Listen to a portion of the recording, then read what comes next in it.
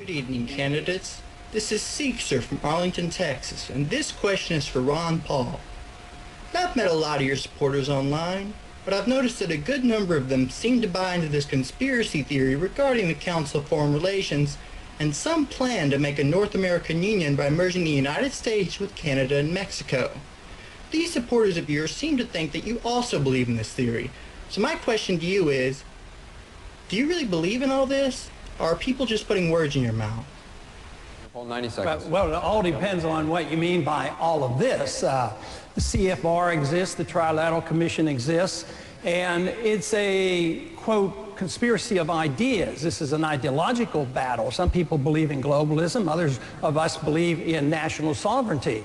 And there is a move on toward a North American Union, just like early on there was a move on for a European Union, and it eventually ended up. So we had NAFTA and moving toward a NAFTA highway. These are real things. It's not somebody made these up. It's not a conspiracy. They don't talk about it, and they might not admit about it, but there's been money spent on it. There was legislation passed in the Texas legislature unanimously to put a hold on it. They're planning on millions of acres taken by eminent domain for an international highway from Mexico to Canada, which is going to make the immigration problem that much worse. So it's not so much a secretive conspiracy. It's a contest between ideologies, whether we believe in our institutions here, our national sovereignty, our Constitution, or are we going to further move in the direction of international government, more UN? You know, this country goes to war under UN resolutions.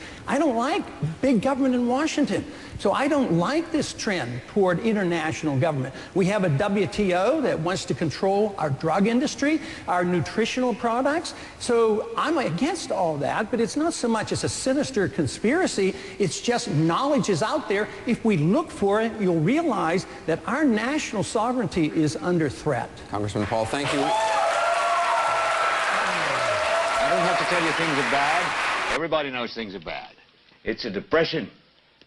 Everybody's out of work or scared of losing their job. The dollar buys a nickel's worth. Banks are going bust. Shopkeepers keep a gun under the counter.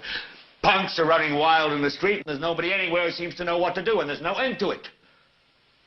We know the air is unfit to breathe, and our food is unfit to eat. We sit watching our TVs while some local newscaster tells us that today we had 15 homicides and 63 violent crimes, as if that's the way it's supposed to be. We know things are bad, worse than bad. They're crazy. It's like everything everywhere is going crazy, so we don't go out anymore. We sit in the house, and slowly the world we're living in is getting smaller, and all we say is, please, at least leave us alone in our living rooms. Let me have my toaster and my TV and my steel-belted radios, and I won't say anything. Just leave us alone. Well, I'm not going to leave you alone. I want you to get mad. I don't want you to protest. I don't want you to riot. I don't want you to write to your congressman because I wouldn't know what to tell you to write. I don't know what to do about the depression and the inflation and the Russians and the crime in the street. All I know is that first, you've got to get mad. You've got to say, I'm a human being. God damn it. My life has value.